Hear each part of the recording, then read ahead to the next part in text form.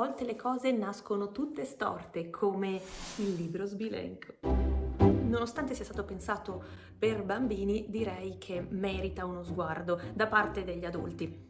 È un libro invecchiato molto bene, considerando che è del 1910, ma porta i segni del tempo. E questo elemento non è necessariamente un problema, però è qualcosa che dobbiamo conoscere affinché possa diventare un valore aggiunto.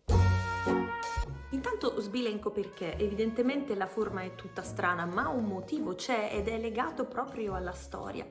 Pensare fuori dagli schemi è molto più facile per i bambini e a quanto pare la letteratura per i bambini si diverte moltissimo. Il libro di oggi è un po' démodé. Nella prima pagina leggiamo: questo libro sale piano, ma in discesa è un aeroplano.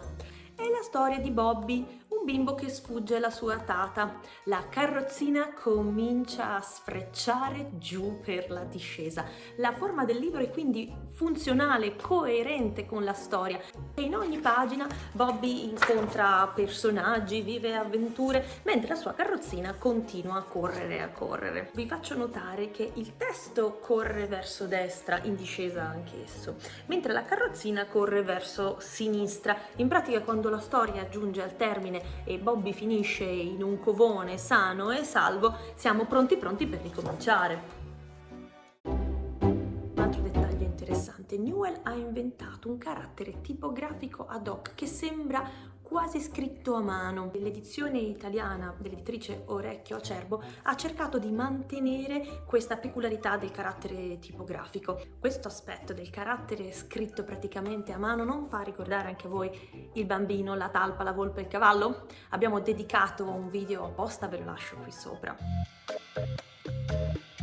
È un libro invecchiato molto bene, considerando che è del 1910, ma porta i segni del tempo. E questo elemento non è necessariamente un problema, però è qualcosa che dobbiamo conoscere affinché possa diventare un valore aggiunto. Siamo di fronte a un prodotto unico che è stato precursore dei libri in cartotecnica, dei libri pop-up, ne riparleremo. Però ci spinge alla lentezza, ci spinge all'osservazione. Infatti la storia è divertente, ma va letta ai bambini per due motivi. Il primo perché usa anche nella traduzione un linguaggio un po' vetusto. Vediamo, vi faccio qualche esempio. Ci sono parole come impertinente e putiferio, rimanere di stucco, mammalucco. Poi perché Bobby passa attraverso tutta una serie di situazioni che sono figlie del suo tempo, del 1910, quindi è l'occasione proprio per raccontare ai bambini come sono cambiate le cose. Professioni di vario tipo, signore coi cappelli, signori tutti impettiti. Quindi la lettura di questa sorta di filastrocca in rima permette ai genitori anche di ragionare con i bambini su come è cambiata la moda, come sono cambiate le professioni. Per esempio c'è lo strillone, ma anche come sono cambiati i passatempi. La luce è stranissima, questo contrasto così forte non è voluto, ma il sole ha deciso all'improvviso di entrare con forza. Visto che siamo in un momento di piccola divagazione, vi ricordo di mettere un pollice in su se vi sta piacendo questo video, così mi fate sapere che questi libri démodé come il libro sbilenco incuriosiscono molto anche voi. Il nostro eroe di oggi, Peter Newell, ha cominciato come vignettista umoristico e poi si è dedicato ai libri per bambini e ne ha scritti diversi, tutti un po' con questa attenzione particolare al legame tra l'oggetto libro e il contenuto. Il primissimo libro del quale vi parlo è Topsys and Turvys del 1893. Letteralmente questa espressione significa sottosopra ed è una raccolta di poesie e di immagini che cambiano se si guarda il libro normalmente o se si mette appunto sottosopra. Ci sono tutta una serie di illusioni ottiche come quella nell'ultima pagina, dove da una parte si legge The Hand, la fine, e dall'altro si legge puzzle, che in inglese è la parola che viene utilizzata per i giochi di parole, gli anagrammi. Del 1908 è The Whole Book, che credo non sia stato tradotto in italiano, letteralmente sarebbe il libro del buco. Si riferisce al buco che troviamo in ogni pagina e che segue la traiettoria di un proiettile. Del 1910 è The Slant Book, proprio il libro sbilenco. edito in Italia da Orecchio Acerbo, che è quello di cui stiamo parlando noi. Del 1912 è The Rocket Book, il libro esplosivo. Anche questo è stato proposto in italiano dalla stessa casa editrice. In questo caso il gioco nelle pagine è quello di seguire la traiettoria di un petardo dal seminterrato su per tutti i piani di un palazzo, attraversando l'intimità delle famiglie e dei luoghi che incontra.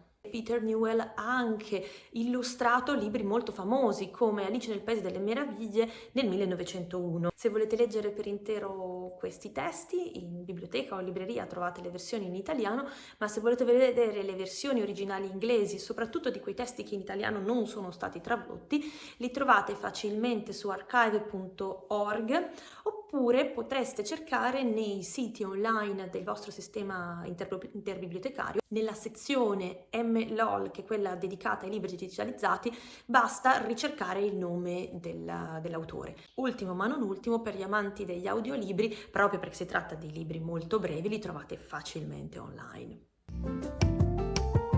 Il libro sbilenco ha anticipato di diversi decenni il libro pensato come oggetto, il libro giocoso in sé.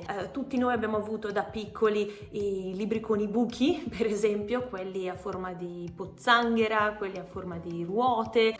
Vi faccio fare un tuffo nel passato e nel presente con Il piccolo bruco mai sazio.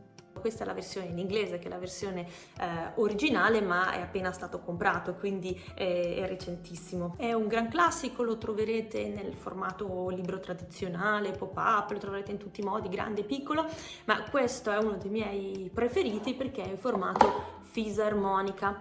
La storia ed è pop-up, come vedete, la storia del bruco comincia con un piccolo uovo, poi il bruco col calore viene fuori e comincia a mangiare i frutti. Qui ci sono dei buchini, i bimbi possono contare i vari frutti, si imparare i colori, via dicendo, e poi si gira il libro dall'altra parte e ricomincia finché il bruco, ormai pieno e satollo, si crea il suo bozzolo, cocoon in inglese, e diventerà una meravigliosa farfalla. Ecco, questo libro in realtà, come vedete, è una sorta di fisarmonica ed è uno dei tanti modi con i quali il libro può essere concepito.